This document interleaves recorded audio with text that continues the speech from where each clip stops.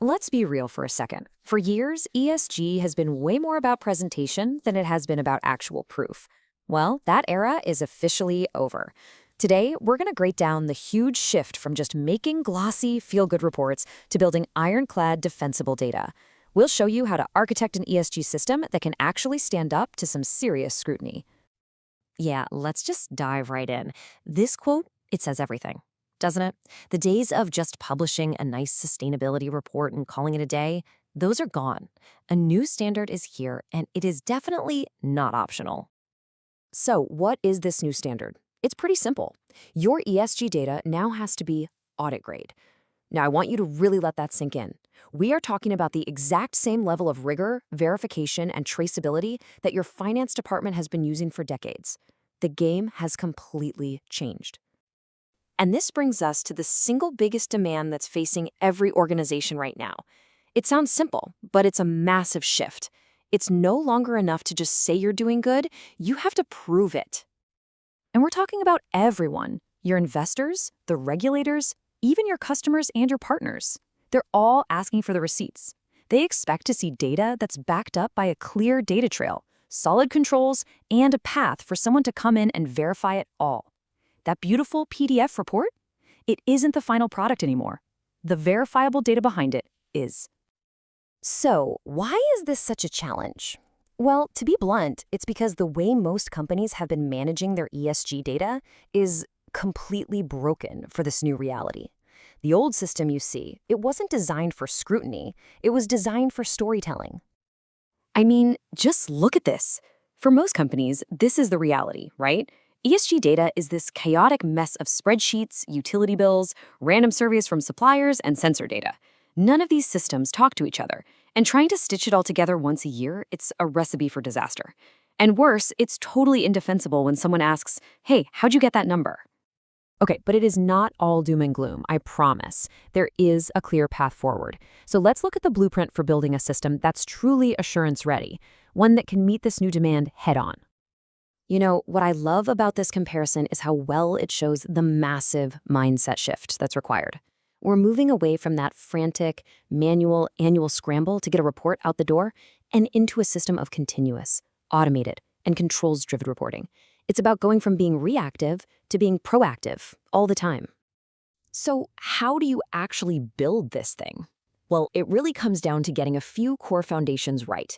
Think of these as the absolute pillars of your new ESG operating system.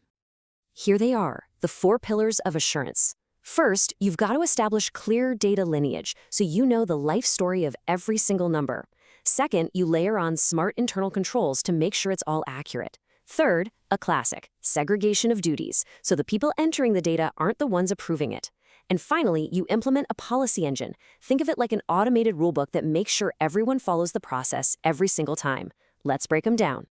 First up, data lineage. This is literally the biography of every single number. Where did it come from? Who touched it? What math was done to it? And here's the most important part. This can't just live in a PowerPoint deck somewhere. It has to be built directly into your system, so you have real-time traceability, not some after-the-fact explanation. Next, internal controls. But here's the thing. ESG controls are a little unique. A lot of the data is estimated, or it's coming from third-party suppliers. So a simple pass-fail, yes-no check just doesn't work. Your controls have to be smarter, more risk-sensitive. They need to be able to flag data that might be unverified, even if you have to accept it for now. And this quote just nails it. The point of good controls isn't to add bureaucracy or slow things down. It's about making sure that when an auditor questions a number from 6 months ago, you can pull up the documented procedure, the owner, and all the evidence without even breaking a sweat. It is all about defensibility. So, let's put ourselves in their shoes for a minute. When that external verifier shows up at your door, what do they really want to see? I'll tell you right now, it's not a pretty presentation. They want to see this. They want to follow the entire chain from the raw data on that utility bill all the way to the final emissions number you reported. They're going to ask about your conversion factor, where you got it from, when it was last updated, and how you handled missing data. An assurance-ready system can serve up every single link in that chain instantly. The third pillar is a classic for a very good reason: segregation of duties. It's simple. The people who are responsible for putting the data in cannot be the same people who sign off on it. This simple step builds independence and internal trust, which honestly, it makes the external assurance process way less stressful because you've basically been auditing yourself continuously. Okay, now let's zoom out for a second. Because when you get these technical foundations right, something much, much bigger happens. It transforms ESG from this painful compliance exercise into a core part of your company's culture.